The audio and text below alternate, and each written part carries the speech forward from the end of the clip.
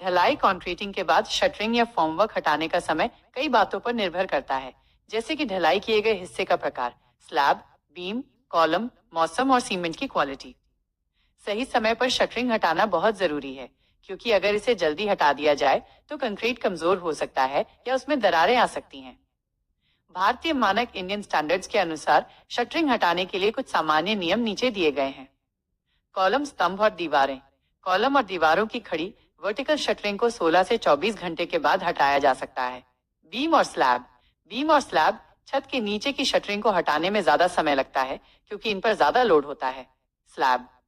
Slab के नीचे से फॉर्मवर्क बॉटम पार्ट को 3 दिन बाद हटाया जा सकता है, लेकिन तुरंत उसके नीचे दोबारा सपोर्ट प्रॉप्स लगाना जरूरी होता है। बीम और मेहराब, आर्चेस। बीम के नीचे से फॉर्मवर्क को 7 दिन बाद हटाया जा सकता है, लेकिन उसके नीचे भी तुरंत सपोर्ट लगाना जरूरी है। पूरे सपोर्ट हटाना।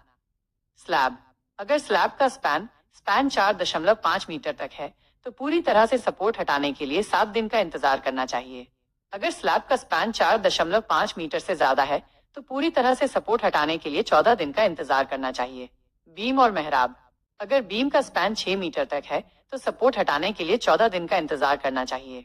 अगर बीम का स्पैन 6 मीटर से ज्यादा है, तो सपोर्ट हटाने के लिए 21 दिन का इंतजार करना चाहिए। कुछ जरूरी बातें। तराई, क्योरिंग। शटरिंग हटाने के बाद भी कंक्रीट की तराई पानी देना जारी रखनी चाहिए। तराई से कंक्रीट को पूरी ताकत मिलती है और दरारें नहीं आती। मौसम।